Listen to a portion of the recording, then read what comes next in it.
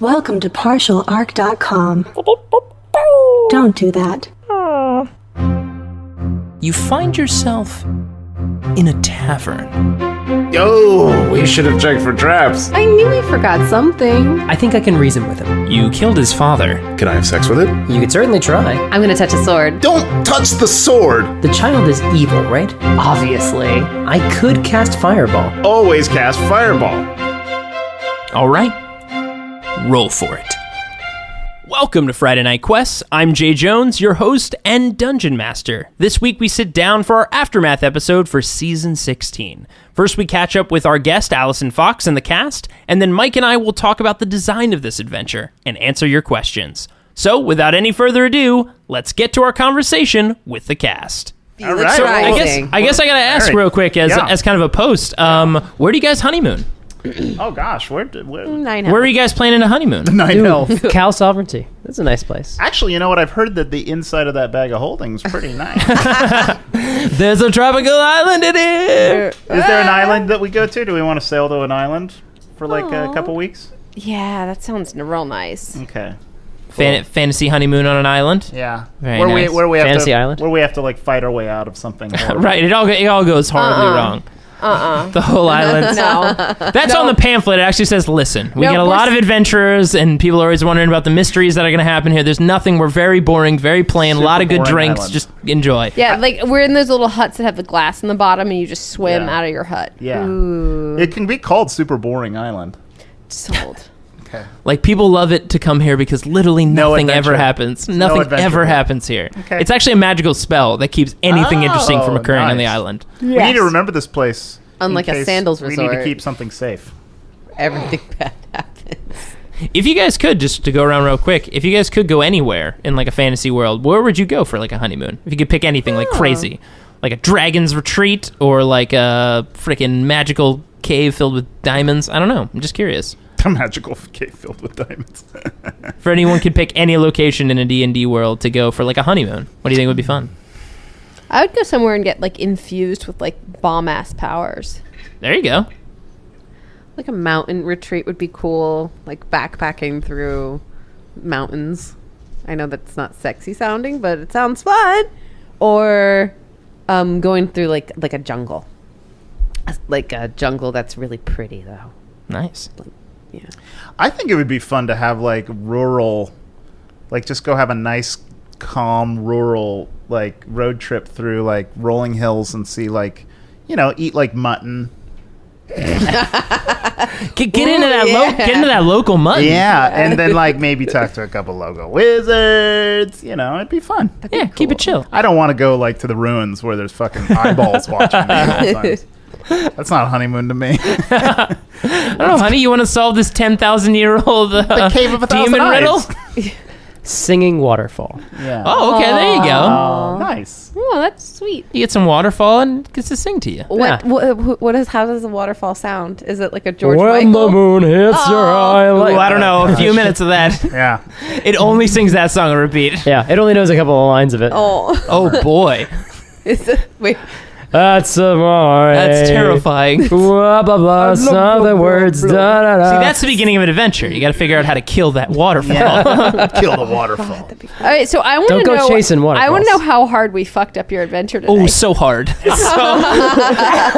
Fucked it every which way possible. That's what we do. Nice. Okay, so... Good job, guys, though. I mean, congrats. I mean, that was very, very fun. But, oh boy, was that planned to go differently.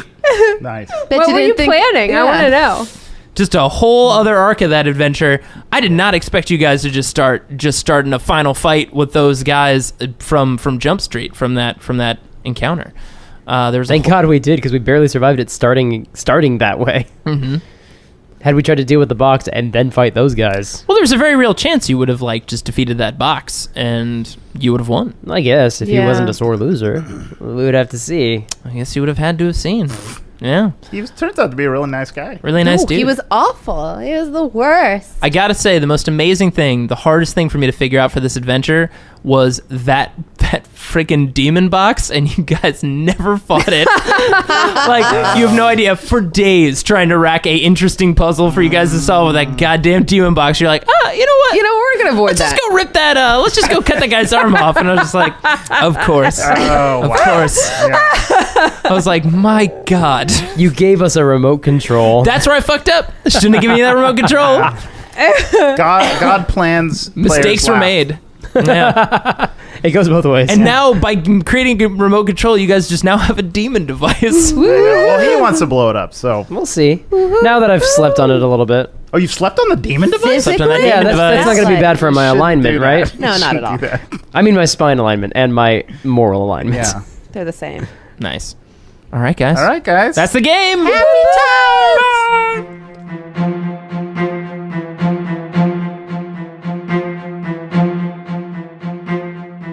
Hey guys, it's Mike, and I'm here with Jay Jones. Hey, everybody. And I'm going to ask him some questions about season 16 I'm excited. and a couple residual questions from season 15 that we got from some fans. That's excellent. Let's do it. But first, well, actually, do you want to start with that, or do you want to start with season 16? Let's do the residual ones from 15. Alrighty. Season 15, for those who need a little memory jog, is our season with Ika Darville, where we went to heaven. Mm-hmm. And we got a couple questions about sort of the adventure and sort of the end of it.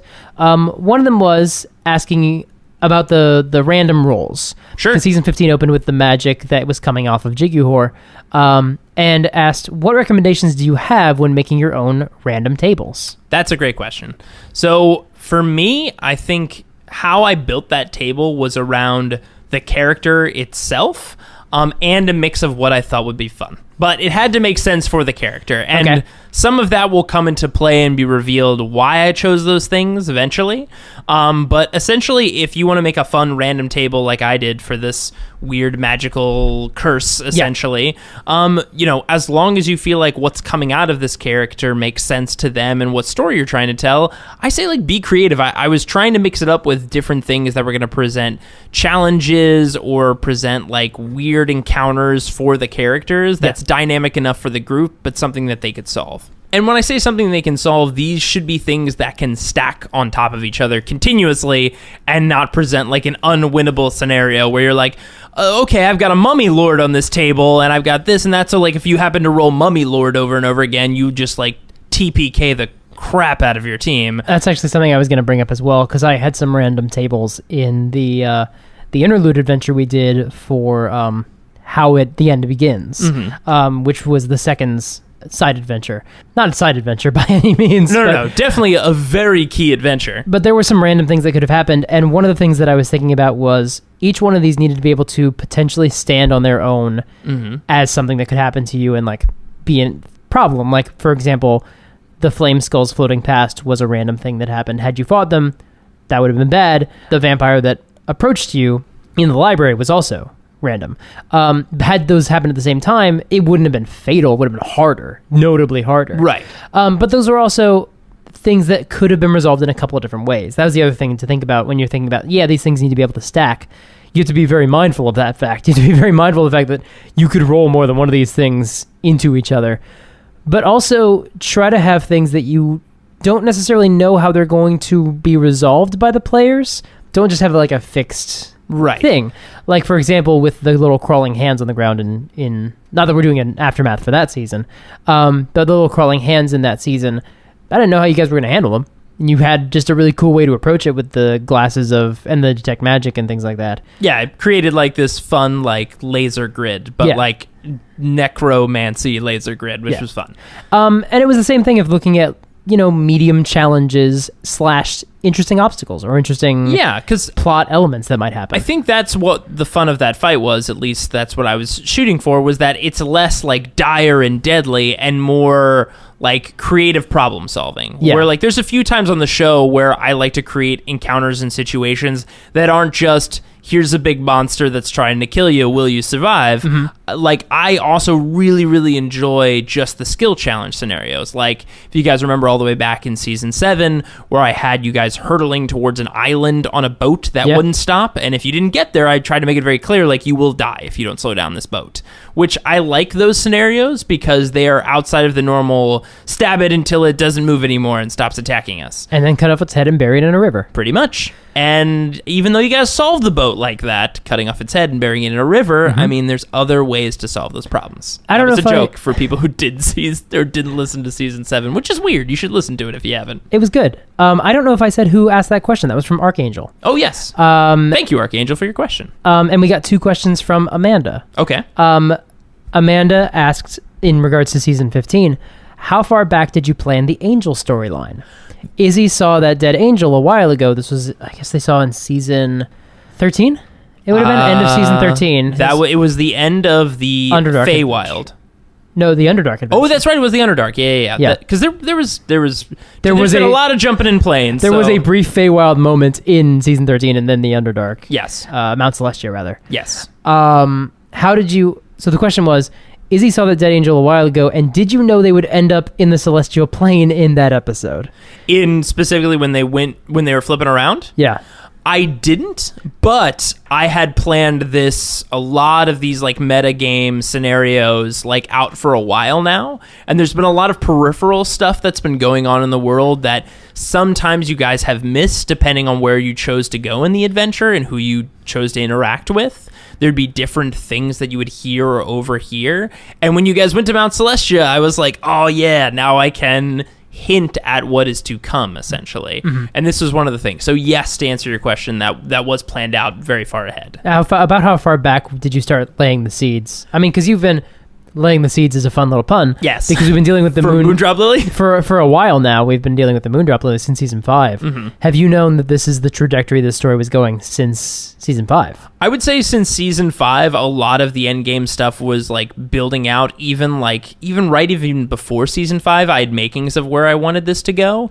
And as season 5 hit and like the repercussions of it and like as it started to really lay out into the end of kind of like the very first arc of the show, I guess all the way through 10, essentially, if Alaric's death was the kind of end of that first arc of the show, by then I pretty much knew exactly where we were going with the rest of it from a meta story perspective. Yeah, so I'd say between 5 and 10, that was all pretty much laid out. Yeah, I know that when you and I discuss the show, you definitely tend to break it into 2 distinct halves. There's the first half, which is the first 10 seasons, the sort of second half, which we're in now, which is season 11 through whenever this story concludes. Yeah, I mean, until I can kill all of you, which I'm just trying every season. You just keep living. Amanda also asked, and I think we've discussed this, I know you've discussed this a little bit in the intros and outros to the show. Sure. What did you mean by ending in 4 seasons don't go? Okay. And we clarified it in one of the intros, but to give further clarification, Friday Night Quest is not going anywhere at all. No end point for the podcast in sight at all, ever. What we meant by that...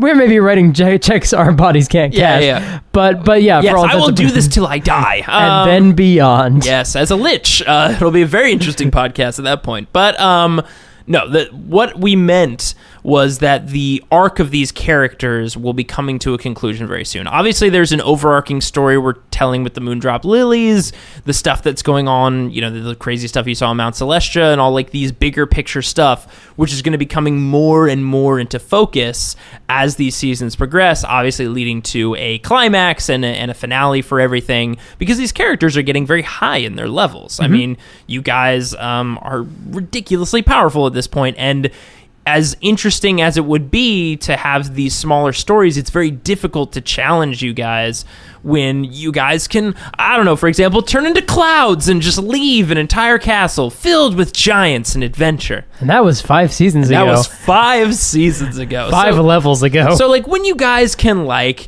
do 9th level spells and just, like, do crazy stuff, which we'll talk about very soon. When you can do things like Wish, it becomes very difficult to challenge you guys with things like, oh boy, that, using what we were talking about before, that boat's gonna hit those rocky boats, all those sharp objects, slow down this boat. Like, it's like, oh, I use my god sword and cut it in half. And I was like, well, yeah, that's right, I gave you a god sword, all right. Well, I guess go fight a bunch of gods now. So, and this is also, I mean, part of it is, looking at other actual plays out there, and there are some that sort of stay in a sweet spot of very slow level progression, right. So they can really kind of take their time and dole out the adventures and, things like Acquisitions Incorporated, because they only do like one show a year. Yeah. So in 10 years, they've not progressed very far. And also, when they transferred editions, they sort of leveled down a little bit. So because they're sort of padding it out, it is a different format. Otherwise, and you look at things like Critical Role and Adventure Zone, where they are moving the story forward. And honestly, since Jump Street, when we were like, hey, we're going to level up every season. Yeah. We've kind of known, like, at a certain point, we're going to run out of content. And the book has no more stuff after level 20. Yeah, and I think it also kind of comes down to preference of DM. Like, for me, for example, when the very first adventure I ever ran in D&D, I ran for Mike and a couple of our friends, and it was named the Four Feathers story, and it was meant to be a self-contained arc with, a broad sweeping story and a villain and some twists and turns, but it had an endpoint in mind when I started and built all of it to it, and I kind of like building and ending on these singular arcs. And that's not to say that any of these other formats and things like that do multiple arcs is wrong at all. It's just my preference. Yeah. It's how I like to do storytelling. So for me, this is like, not only did we want to do these singular seasons and grow from there so we could have new powers and new things every time, but it was also from a storytelling standpoint for me something I gravitated towards. Yeah, I mean, I remember asking you around season 6 or 7 when the icon of the secret organization of the second showed up again, and the first time we saw it was because the very first time you saw it was in season 1 where either on the library I or Izzy, I don't remember which one of us, rolled a natural 20 to perceive it in a blank book. And I remember asking you around season 6 or 7, like, hey, were you planning that whole time? And you were sort of like, Mike, you were in the Four Feathers, you played that campaign, you know me. I was like, that's fair. I don't like to waste page 1. So, yeah, I mean, yes. There have been some things that have been set up that are being paid off as we go along, which is really interesting for me because we've had like very vague early conversations like years ago, and now you're starting to be like, I kind of see what you were saying about those vague comments you were making. Yeah, I remember asking you when I think I did the first Adventures at Gormo, when we were talking about that idea of doing side adventures. And like, hey, if you didn't have anything planned for that like secret triangle thing, I could do some fun stuff with it. And you were like, I think I know what I want to do with that secret triangle. Don't mess with that secret triangle. Might be very important. Turned out to be quite a bunch of stuff. Yes. But yes, that is what I meant when I was referring to only a few seasons left of the Velvet League. And we may not stop at level 20. Yeah. That's not to say that it will cap out there. It just depends on when the story's done. Yeah, and I have, at this point when we're recording, I have pretty much the final seasons, how many there are and what happens in each, pretty much fully built out at this point. Like the details still being fleshed out, but like otherwise I know exactly how all of this is going to end. With your deaths in the next season. Great. Can't wait. But in reality, it should be, it's not soon. We'll definitely give you guys a pretty big heads up when we're actually getting close, when we're getting close to like the penultimate season and like the final season. Yeah. Absolutely, we'll let you know. So it's not this next one or the one after, but it's soon, and we're excited to see where we go from there. That was a very long answer to your question. Well, it was worth talking about because it's not really something that we've addressed too much on the show. True. Except for you had an announcement about like, hey, the show's not ending, and then our next episode was titled How the End Begins. Which I remember, like, I think I texted you being like, wow, we really timed that, like, poorly. Trolling our listeners. I remember what happened was you texted me and you were like, I don't know, I feel like I may have driven the point home too much. I think in that intro I said, we're not going anywhere, like, maybe 15 times.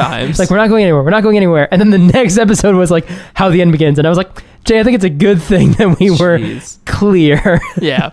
I think that's all the sort of aftermath stuff I had for season 15. Okay. So let's get into 16, the wedding of Horace and Ysolde. Oh. And it's funny that this came so quick on the heels after the engagement. Yeah. That was only 2 seasons ago. 4 if you count Adventures of Gormo Volume 2 and How the End Begins. Mm-hmm. It really has not been that much time. And Ysolde was a guest in another one of those in the Gormo adventure. Yeah. So we've had a lot of time to get to know her, but it's still very fresh. I can tell there wasn't a lot of like wanting to draw that out. Yeah, and I think it was because, first off, there's a lot of stuff happening as we get closer to the end game of the show. And also, this is kind of like, if you think of the show in 3 acts, the first act being all the way through 10, I think of like the second act kind of leading up to how the end begins. This is kind of like, the wedding is a little bit of like, this is kind of the last as the end. I mean, hopefully you've listened to the end of it by now when the second shows up. Like, this is kind of, hey, this is the end of, I don't want to say good times, but not great times. Things get pretty dark after that, or could. And essentially, it's kind of the last. Things are getting more dire. Yeah, we definitely kick things off in a big way in the upcoming season. But they're like, this is kind of a last like hurrah of good times. Yeah, and I wanted that wedding to happen, and I wanted Horus to have this kind of next stage in his development, essentially as a character. Because I think Jeremy's done a great job over the seasons of like giving him these little like steps forward into like who Horus will hopefully become. And like, if you go back to like season 1 all the way to like how he reacts to things, like, sure, there's very obviously very Horus-y like lines and moments. His Horus-y elements, I would say, have heightened, but his moments of humanity are also more present. They're coming up more frequently. He has more level-headed moments than he has ridiculous ones. Yes. So I mean, even just his interactions with Ysolde. And part of it being he's playing with his actual wife, and they have a rapport, which helps a lot. Yeah. It's really nice casting, and also to not have to worry about like, oh, how weird must this be for me to have these two friends pretend they're getting married. Yeah, exactly. Or strangers. Which is why for me it was fun. Like, and I hope it was fun for them to have like the moments with the wedding. Like, I wanted the vows to be in there. Yeah. And also like part of me was kind of like sitting there like, oh, I get to watch these two do this again, but in fantasy versions. Also, it was really funny during one of the breaks we took during the recording. We talked about the meeting of the family, and Alison was like, that was too real. Yeah, I think she mentioned to me at one point. So when obviously in the part, I think it was the first episode, when Ysolde like meets her aunt and like family, there were a couple lines there where like Alison, who plays Ysolde, was very much like off mic, was just like, you know those interactions a little too well. I, Jay Jones, outside of this podcast, got married almost a year ago. So the wedding stuff can be stressful.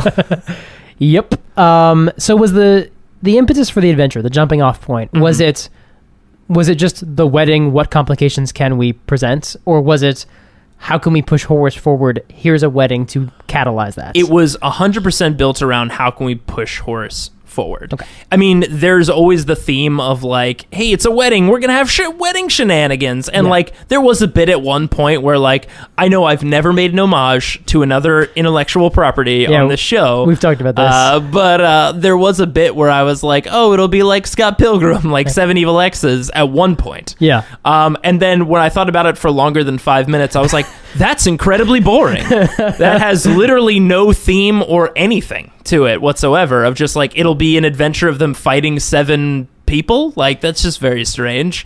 So scrapped it. And we're not throwing shade on Scott Pilgrim. Yeah, we're saying by the way, if we took that template and applied it to us, that in a 4 hour, in like a 4 to 5 hour like piece, it doesn't lend itself as well. No.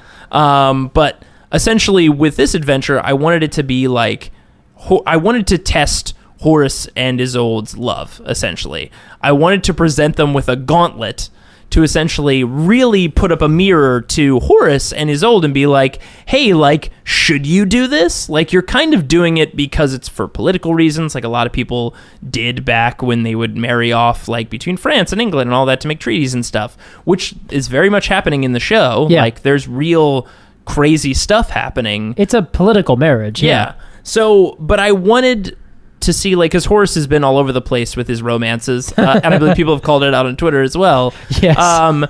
Like, he's been crazy all over the place, and I wanted him to have a moment or a part in this adventure to really have an opportunity to choose, to kind of back Ysolde, and for Ysolde to choose Horus as well. Yeah. For them both to, at the same time, even though they're being pushed in this direction, and they've played up, like, their flirtatiousness and stuff, but I wanted there to be a very present, like two families feuding, you know, having a lot of ancestry and legacy, like fighting against their marriage, with obviously a lot of the wood elves not being very keen on Horus and the family, especially some particular family members. Yeah. And then like a lot of the outside war and stuff applying pressure to this marriage and like what's right for families and what's right for the future. Yeah. So I wanted to put that all at the forefront to force Jeremy and Allison's character to choose each other or not. And then that would have been interesting. I was about to say, like, there was a chance, certainly, that things could have gone wrong enough with the families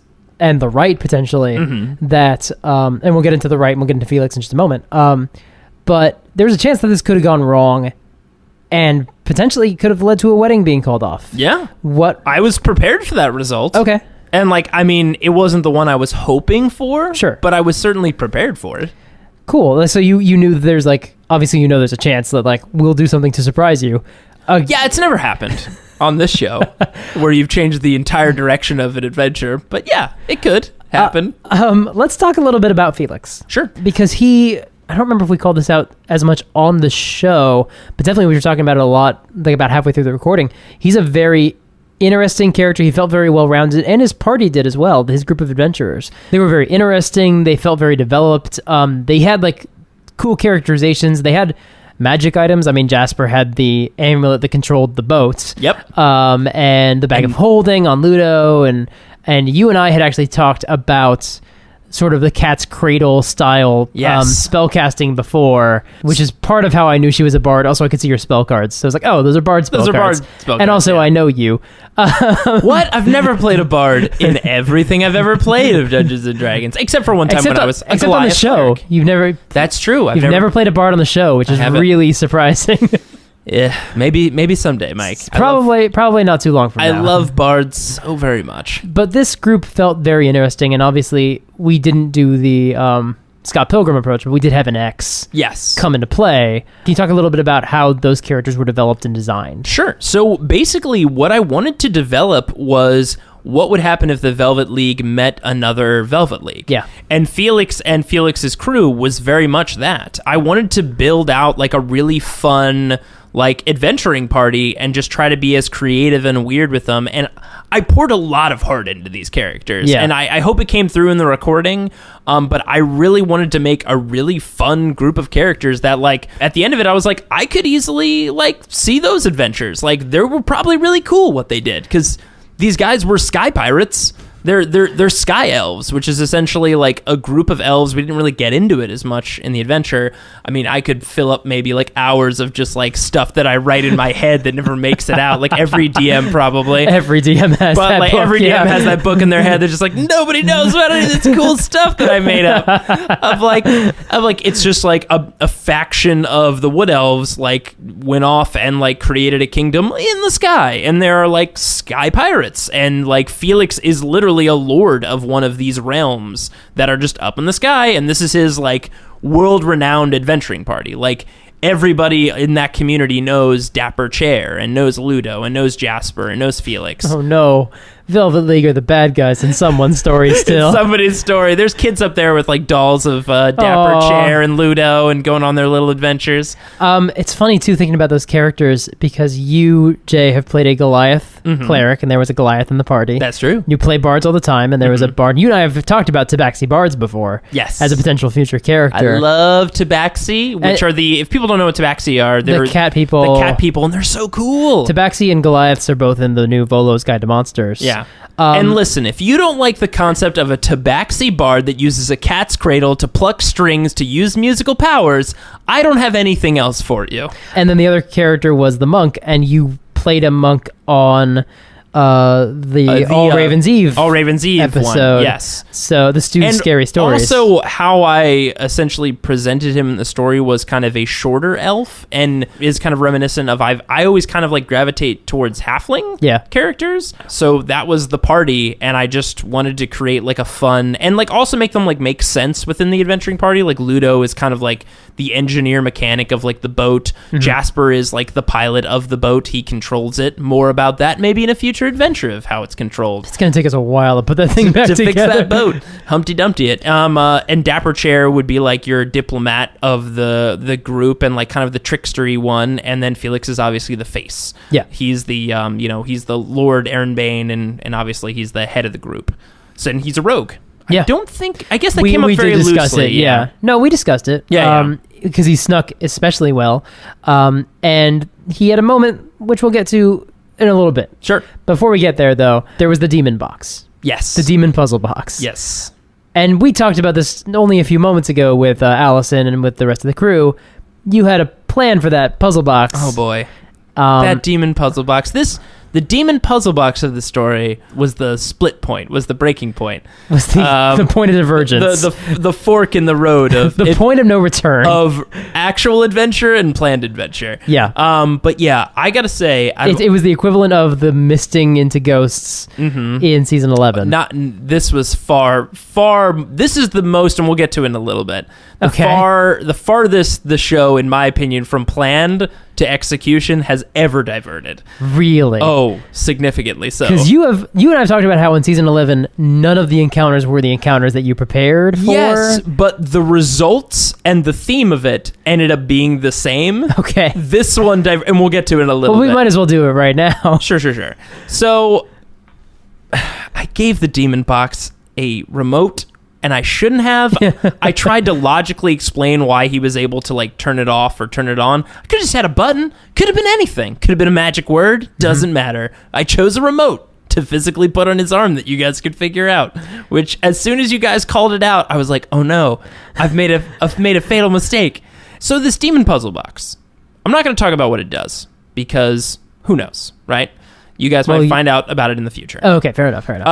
But I will tell you that this demon puzzle box, like, took me the longest to figure out about anything in the entirety of the adventure. I'm so sorry. It was very fun coming up with all the fun things and powers of like the crew and everything. But my goodness, I racked my brain around a puzzle that wasn't just like you got to punch it to death or like you got to do like solve some weird glyphs or something like that. I wanted it to be like a mental puzzle of how do we work as a team together to beat an unkillable demon box that apparently killed an army, and how it works if you don't figure it out could 100% kill armies and armies of people. And I finally figured out a clever way for you guys to maybe figure out how to beat said demon puzzle box. And then I gave it a remote and this entire adventure fractured into two different paths. So the path that we took was to completely ignore puzzle box, kill Felix, take his arm. Well, take his arm and then kill Felix. We'll get to that later. And then just deal with, turn it off. Yeah. Basically, and get the ring out and win the day. Yep. And let me give everybody here now, I'll share with you the director's cut of the Velvet League adventure. The alternate ending. Of season 16. Okay. Let's talk a little bit about what was planned. Sure. So this demon box bit was meant to just be a challenge for you guys to overcome. And I expected you guys to overcome it. It would have been very difficult. And some people might have almost even died, but you could have overcome it. And the idea was that you guys would beat Felix and overcome his bit. And then as Felix promised, he would be executed the following day. This seems very bad and very dumb for Felix to do. That's incredibly stupid of someone that seemed calculated. And what was going on with Jasper in that bathroom? A lot of questions. Yeah. Time to answer them. Okay, here we go. What would have happened? Hey, we won the day. Go home, celebrate, have the rest of the rehearsal dinner. You won the day. You're going to marry Ysolde tomorrow. All the family's on board. That night, Prince Horace Kemp would have awoken, not in his room, but upon said pirate ship. And he would have been looking at himself, because Felix Ehrenbane had a plan. He was going to switch places with Horus, body switch, and essentially a perfect kind of switcheroo, a Freaky Friday kind of scenario where he would body switch with Horus. Now he is in Horus's body, can marry Ysolde, and can even kill off old Horus by executing Felix Ehrenbane. It's like Superior Spider-Man. Pretty much. And essentially just take him out, and the entirety of the crew would have been all on board for it, and he would have been gagged and executed, and if he was gagged, he wouldn't have been able to talk his way out of it. Like, don't let that crazy man talk. Would have been perfect. And then the adventure would have been a bit of the team figuring this out. And also the really crux of this whole story, which again I mentioned earlier, I wanted to tell a theme about Horace choosing and Ysolde choosing. And Horace forever has had this theme, this kind of arc of like he wants his own kingdom. That's all he ever wanted. And I wanted to put it to the test. Because Felix was actually going to go up to Horace and present him with an option. He was going to say, and kind of to make it look like he's this sweeping, wonderful new leader, as quote-unquote Horace, he was going to show Ysolde that he has mercy, and he was going to let Felix go, aka Horace go home. And Horace would have been given the option by Felix, you get to go home to my kingdom. You can rule where I ruled. You will be a lord. You won't be just one of 10 or whatever. You won't have like 13th to the throne. You will be the lord of this kingdom. You have your own crew. You have your new Velvet League. And you can go do whatever you want. This is all you've ever wanted for us. Spin-off podcast. Yeah, this is all you've ever wanted, essentially. And actually give Horace this real difficult choice of is he just kind of saddled with the Velvet League and with this life he's in, or does he choose it? And that was this point that I really wanted to explore with the body switch that we never got to. Nope. That would have been a long season, too. It would have been long. And look, again, part of this is a lot of DM error. Shouldn't have done the remote.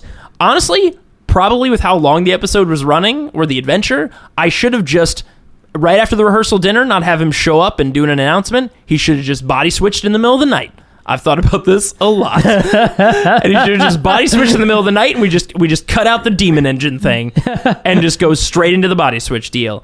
And the other fun thing, and I mentioned all of this, one, we want to be honest on our feedback of the show, and that's why we have the aftermath. Why we have the aftermaths, and hopefully present some scenarios that you guys can avoid them in your own games. Yeah, I mean, we want to show people that DMing is easier than it sounds. That's part of why we have the aftermath segment. It was to show, like, peel back the curtain, be like, hey, here's some free advice, and here's some ideas and things like that. And also, like, here are foibles. It's like Roll the Seas, where it's the seas of the month. Like, yeah, we make mistakes too. Mistakes. and this one was definitely one I've like hit myself over the head with ever since. But essentially, and I wanted to share it on the aftermath because I do think it's important. And essentially, the one key thing that I think you guys can take this way, I think it's a fun like game hook to have one of your characters wake up looking at themselves and essentially be offered something that they've always wanted. Now, here's the little extra twisty twist that was going to be thrown into the story is, and this was going to be a fun thing for Jeremy, is not only at the end, if he somehow, came back, there would be a whole fight, then they would have to fight Horus, which Horus is a murder machine. Yeah. And I think like only once he's been charmed on the show, I think it was very first season. Yeah. Horus is a murder train. Like having to fight himself would have been very fun. And to make Jeremy play like a rogue, because what I was going to do is I actually created a character sheet, and on the character sheet, as he's longer in this body, the idea is that I was going to have Jeremy peel off these Post-its that I put over the character sheet of like, as he starts to learn and like feel more like Felix, he starts to uncover more of his skills and more of his abilities. So he becomes better, which Felix probably didn't count on. And then even more so, the very end, he would actually uncover some of Felix's memories, his deep memories. And this kind of comes into what's the cost? Not only is he becoming more like Felix in skill and physical appearance, and obviously he looks just like him, but like physical prowess, but he's also starting to remember like him and forget the memories of the Velvet League and forget the time with his family and what's more important to him and what does he really value going forward and what does he choose. And obviously the hope was that he would choose to go back to the Velvet League, choose to go back to his family, and there would be a whole fight about it because that wasn't part of their plan. But that was some of the missing part of the adventure. I know a whole bunch was missing. But this is a thing we wanted to bring up because, again, we want to air out the errors we make and give you a fun adventure hook if you want to use it. Archangel asked another question, Sure. A question from a fan, which we've sort of already addressed to a certain degree. The question was, how did Jay work around Ysolde trying to get rid of his villain early, and did he expect it?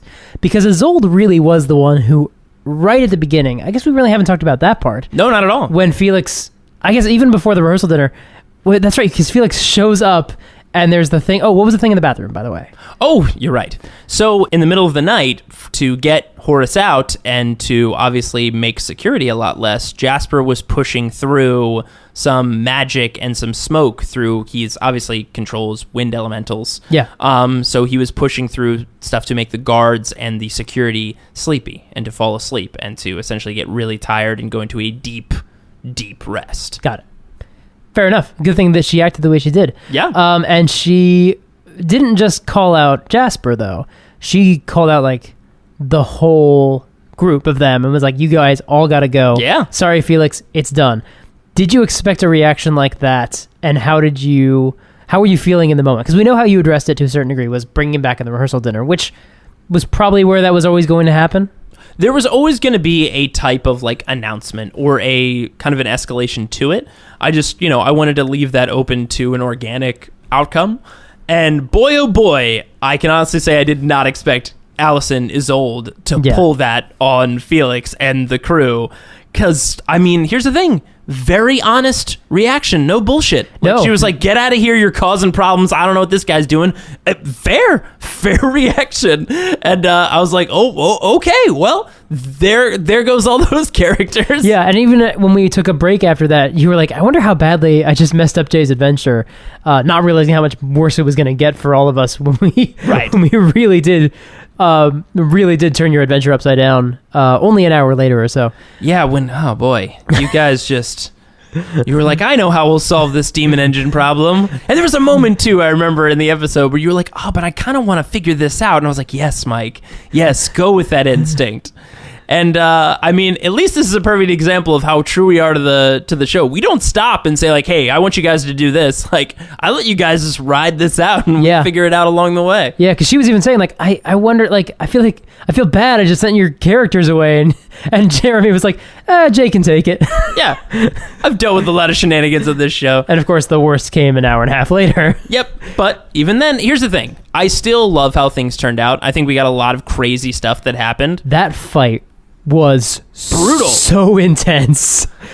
I got hit with a pirate ship. You got hit with a boat. Oh, that was so fun. The fight really escalated so well. Like the first part, the part that ends in episode 105, where the gravity pulls everyone up and knocks everyone down, and we cut off the arm, all those guards die, windstorm, and all these things. Like, we have a really solid handle on the fight. Yeah. And I believe that might also be where... Yeah, that's where she tries to cast... Dapper Chair tries to cast Power Word Kill on me, and I fail to counterspell it with the second best number I needed to counterspell any spell. Had I been one number higher, I could have counterspelled any spell in the game, but I wasn't. And so I got to find out, oh, she has 9th level spells. This fight's gonna suck for us. Yep. And that was intense. You obviously created these guys as a on-level match foil for they were us. all on level to you guys. Yeah. Ludo was a beastly barbarian. He's a 17th level barbarian. Yeah. And it was a lot of fun to build out these characters and give them all their unique weapons and some magical items, which not all have been explored yet. No, we still got to shake out that bag of holding. Yeah. I don't know when Sweeney's going to have... And also the necklace, essentially, that Jasper had. Jasper was one of my favorite of the crew, and he's definitely very powerful, like monks at those levels, with the extra magical items that I gave him. Yeah. He has a wind elemental with him, like Pokeball style. High-level monks are insane Yes, in their they're powers. very good. And he controlled a pirate ship that he threw at you. Oh, that was so fun. In and out of character, I was just like, this is the most insane thing. And hopefully some of the stuff came through between, like, obviously there was some dynamics between the characters that as people were dying or getting hurt, it was revealing, like, who might have felt more closely to who, maybe who liked who in this crew of misfits that have been on adventures for years together. It was trying to create some drama between them just in how they fought and who they cared about more. So hopefully that came through. Yeah, it definitely did. And going into the fight, because that was really the majority of the rest of the adventure. Big old brawl. This has been true for a while now. This is the highest level campaign either of us have ever played in or run. You and I have never played 17th level characters. No, yeah, I'm playing with the biggest weapons I've ever played with. Yeah. For sure. And every season you are tasked with new Yes. escalating. So to a certain degree, it must have been kind of liberating to be like, I know how I'll do this. Just 4 17th level Yeah. characters, plus a bunch of minions and guards who we just took out. And one demon engine that I couldn't figure out. Yeah. We should talk about the moment at the beginning of 106, which is when Felix threatens Ellie, and then Dapper Chair casts, I believe it was Programmed Illusion? Yep. Then Felix, when attacked, appears to kill Ellie. That got quite a reaction. That did. I think it's fair to say that at that point, there was no going back. I mean, There wasn't. You'd cut off his arm, so you're never going to get the ending that you had planned. No, I mean, no, like, no. at Yeah, that point, like you knew that we weren't going to be like getting back on course. Like it diverged. I mean, I was trying to do anything to throw it into like, just fight the demon engine. but at a certain point, it wasn't going to happen the way Oh, you no, no, no. planned. At that point, I knew it was all downhill. But Felix still had a plan. He did. and he was trying to execute it. He was. And the Programmed Illusion was obviously there to showcase a threat and showcase the result of a threat. And with that choice, like, he was showing like he was going to be serious and Yeah. who was going to be next. And essentially, but with it being a Programmed Illusion, he can get away with, this was just to calm them down, or I'm not. I mean, yeah, Calm them down. calm them down. Well, then he got exploded. Well, before that, we were furious. Yeah. We were the temperature in that room. Oh yeah, when we were recording, and like I was like, here we go. Like, You knew. oh, I'm gonna shoot an arrow at him, and like, look, Programmed illusions have conditions. they have conditions, and I set one up, and I knew what it was gonna be. I was really hoping I was gonna have to say what I had to say, but I was like, if they try to just like shoot at him, like, yeah, this is gonna happen, because Felix has got to show if he's gonna try to get any sort of control in the situation, and without trying to be the full bad guy, because that's not what Felix's character was. Yeah. He wasn't supposed to be like some person who would just kill kids, which obviously he didn't. No, he's an adventurer, and sometimes you have to con people, or And he was trying to like, or he's a play rogue. the heavy. Yeah, He was a rogue, and he was trying to show that he won't bluff. He's doing what he's really doing.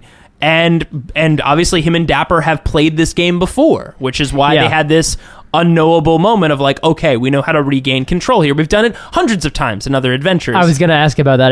This was but I guess definitely they not never met a Sweeney before. Oh man. And they were just like, yeah, no one will do anything about this. Like, look at how crazy serious this guy is. He just murdered this girl. And oh man, when I said that, I still remember like, and he takes the knife and everybody in the room, nobody could see it, obviously, this is an audio medium, but man, Allison's face, Yeah. Ysolde, when we were recording, her eyes, it was just like, it was reading like, are you kidding me? Yeah, it's the moment in a hostage negotiation movie where you shoot a hostage because you lose, which is the worst thing you can do. Yeah. It's a terrible tactic to kill or harm a hostage because you lose any potential deal-making inclination from the people that you're threatening. And there's a bit of a moral piece to it of like, you created this moment. Like, you are in part, like, you know, at fault for this. You pushed him. This opportunity. Yeah. Like, if you had negotiated, and yes, it wouldn't have been the best, like, maybe not the best way to come out of it, but like, this dude wasn't messing around. Like, he put a blade to her throat and was like, you do this, this is gonna happen. And he had to show he couldn't bluff. He had to execute. Literally. Well, speaking of execution, Yep. Oh boy. we have, for a long time, since we've known that we were going to be playing probably through level 20, unless we conclude the story or die prematurely, we've known that 9th level spells were coming. And we've known there was a certain spell in particular. Oh, boy. And I actually want to say that for a while, for the first, 9, 10 seasons of the show, I didn't think I would be the guy who learned Wish. I had my eye on Imprison, because I thought if Alaric is a character that Sweeney's dealing with at that point, he would want to know how to put that guy in a tiny little gem. But you guys melted him and put him in a trash can. Yeah, that worked out fine. So Sweeney's a little rudderless right now, and he's going through a little bit of a difficult time right now, which we didn't talk about too much on the show, but I don't really think we need to. Sweeney's dealing with the residual effects of having died, and It might come up eventually. we'll see that Sweeney's not in really a good space, for reasons that I don't really want to get into right now, but No. it's pretty clear that, like, he's having some trouble with who he is. And who knows? It might be explored in the next season. Yeah.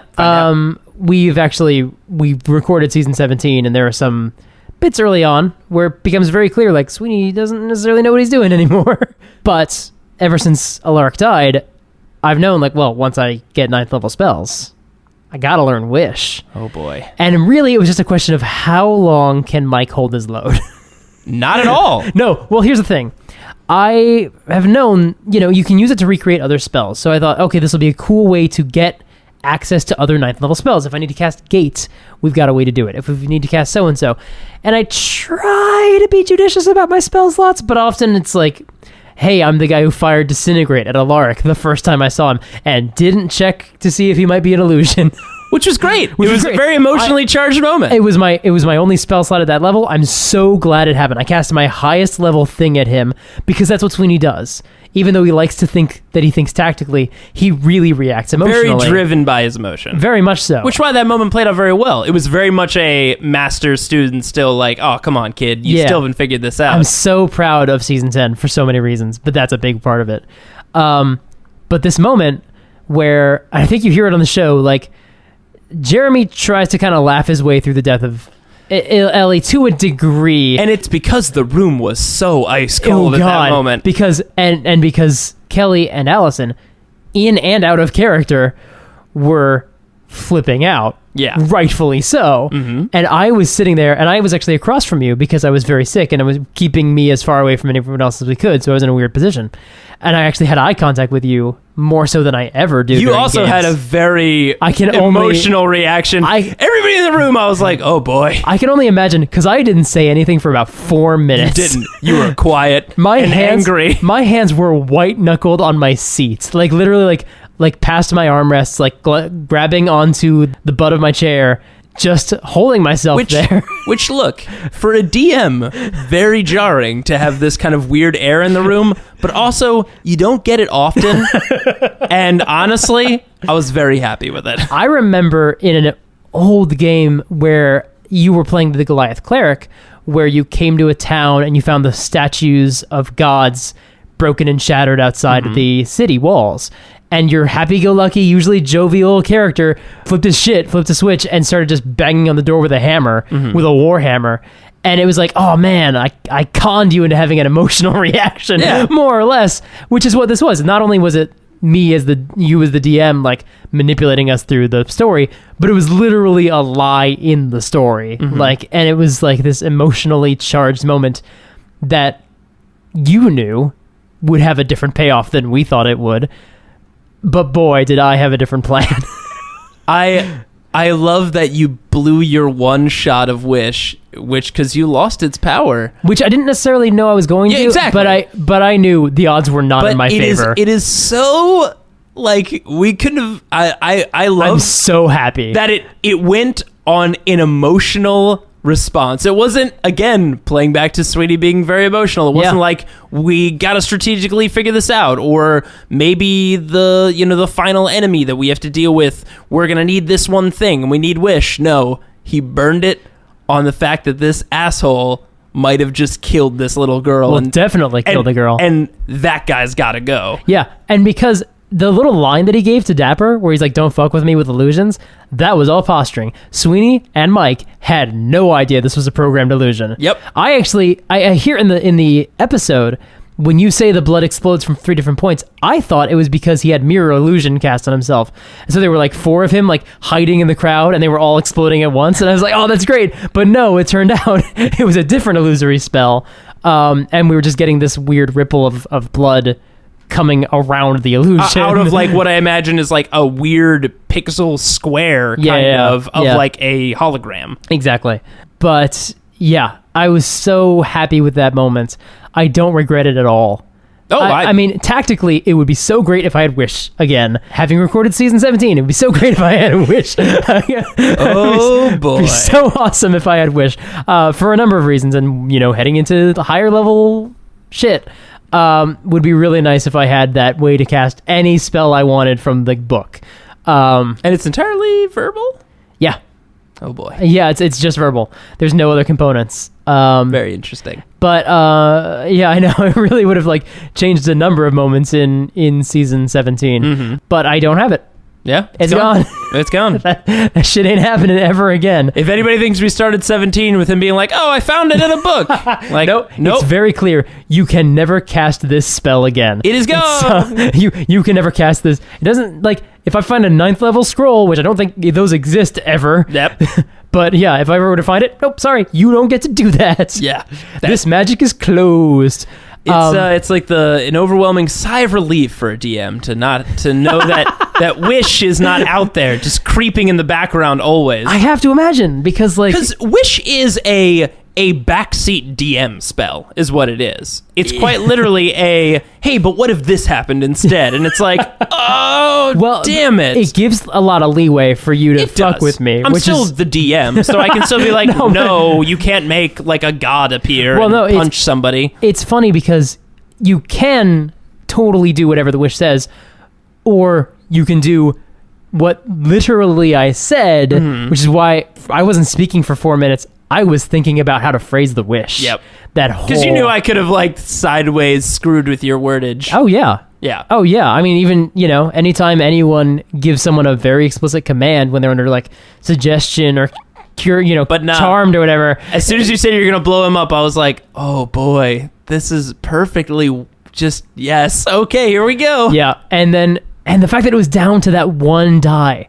It landed on the cocked 33-34. And it would have been fine, and then we re-rolled it, and it 30 total. 30. Sorry. Them's the breaks. And, you can't turn back at that point. It's like the branching point with you with the demon box. Oh, boy. It's like, look, guys, like, can't take it back. And yeah, and I say like, take we two on missed that this. part of that adventure, but like I still loved how the adventure turned out. The final fight was so brutal. It's my favorite thing that we've done on the show that's aired to date. Not getting into season 17, which is some really high water moments for me. But just in terms of like the fights we've had, it's my favorite by a country mile because it was so tense. Yeah, and it's also like I was trying to create an equal fight for you guys. I mean, it was. A lot of times like fights will go very heavily in your favor, or it might go pretty heavily against you, but a lot of times there's a good amount of control. This one I was committing to like, no, I'm going to play this like a strategic adventuring party that has done this many times before, and they are going to fight you with their full bore abilities. I didn't know it was going to happen like that, but as soon as it kicked off, I was like, here we go, I guess. There was a silver dragon that that Izzy turned into. Man, their names are so similar. Yeah. It really has been a problem for me more than once. We've cut almost every time, but Izzy turned into a silver dragon.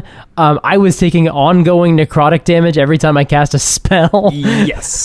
And then I hit you with a boat, which was very enjoyable. That was actually my favorite part. So great. Casting Wish was great.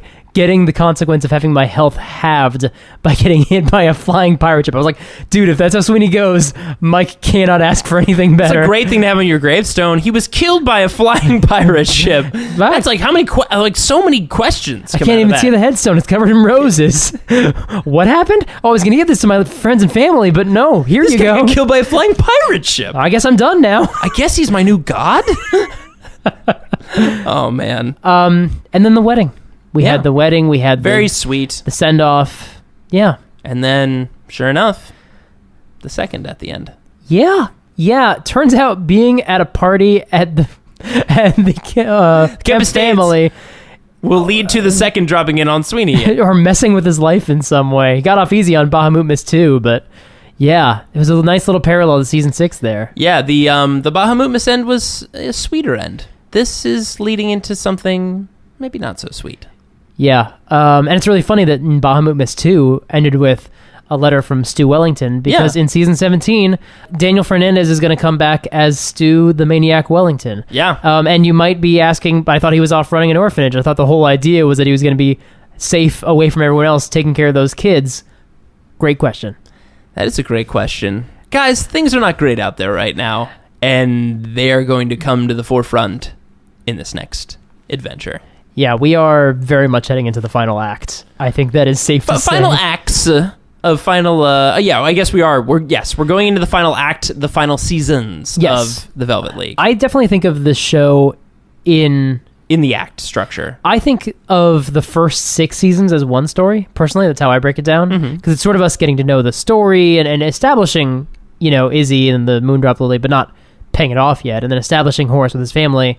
I feel like acts almost always end with Horus and his family. Yeah, with Bahamutmus. More or less. The first act I think of as that. Then I think of their 4-season arc with leading up to Alarc. 7 through 10 I think of as like one solid tight season. Yeah. Then 11 through, I guess 15 or 16.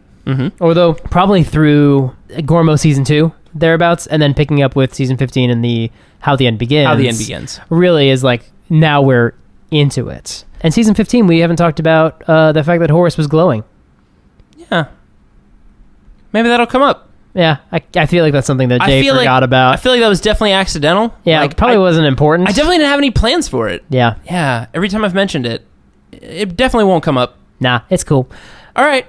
I think that's it for this episode. So, guys, we'll see you next week for season 17. Enjoy. Thanks for listening to this week's episode. The Velvet League will return next week for the first episode of our adventure with Daniel Fernandez from our Dark Heresy series on the Roll to Seize podcast. Daniel is returning as Stu the Maniac Wellington, a half-orc bard who first appeared in Season 11 and returned in our second Adventures of Gormo storyline. He's terrific fun to play with, and this season is gonna be a doozy. We hope you come back and join us for that. This episode included music by Kevin MacLeod of Incomptech.com. You can find the track listing and credits in the show notes. Photos and character art can be found in the show notes on partialart.com. And while you're there, why not check out some of our other podcasts, including Because Comics, where Mike Christensen and I talk about the weird and wacky stories of comic books. If you have any questions about the show, you can email us at FridayNightQuests@gmail.com. You can also follow us on Twitter, Instagram, Facebook, and Tumblr, all under the handle Partial Arc. Thanks for listening, and we'll see you on the battlefield.